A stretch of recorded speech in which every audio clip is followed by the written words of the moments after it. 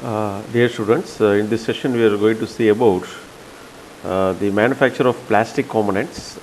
That's the various process and techniques used for manufacturing the plastic components.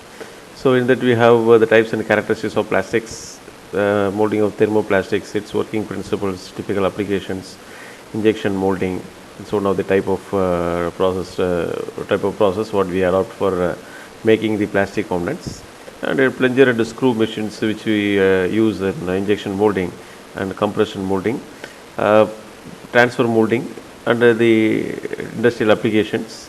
Then introduction to blow molding and rotational molding, film blowing, extrusion, thermoforming, then bonding of thermoplastics, then extrusion of plastic components. All these are in our fifth unit, and these two exercises are there in our integrated laboratory.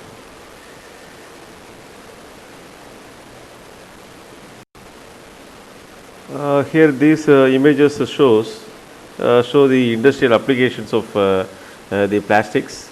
So that is we generally think about when we say about plastics, we think about very big materials and other complicated structures. But in day-to-day life, these are the plastic materials which are very much used for packing of these type of tools and materials, and toys, etc.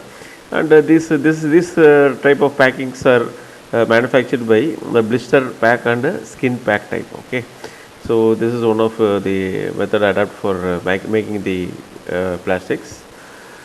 And then the latest advanced technology is fin sheet thermoforming. See, where we have two plastic sheets of different colors, and we use a die to make this to according to the required shape. Okay, so we use some temperature, and that is why it is said to be thermoforming, and it is used for especially multicolor or multi textures. Coming to the types of plastics, we have two different types of plastics. One is thermoplastic, another one is thermoset plastics. See, these thermoplastics are the materials which can be repeatedly heated, melted and cooled, and can be converted into solid product. That is, we can make a reuse of or we can reuse the thermoplastics. So that is the main advantage. So we can melt and again we can form a product, and again we can melt it like this.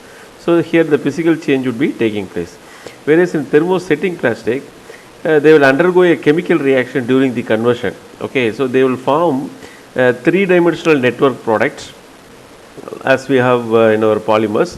So it cannot be remelted, and also cannot be converted to a product again. So once it is formed, then that would be a set. That's it. So we can we have to scrap it. We cannot make use of it again. So that is why it is said to be thermoset plastics.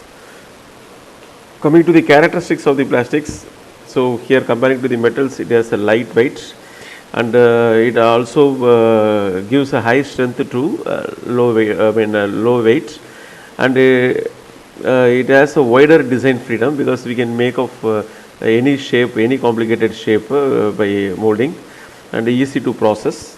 With a small heat it can be melted up and it can be molded, and low energy requirements, minimum post finishing. That is, if we take a material, you have to finish it, you have to go for fine finishing processes, but here it is not required.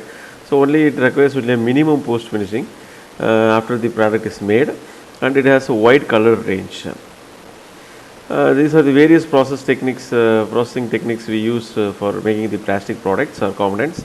So first one is injection molding, next one is compression and transfer molding, blow molding, rotational molding, thermoforming, extrusion, calendering and casting.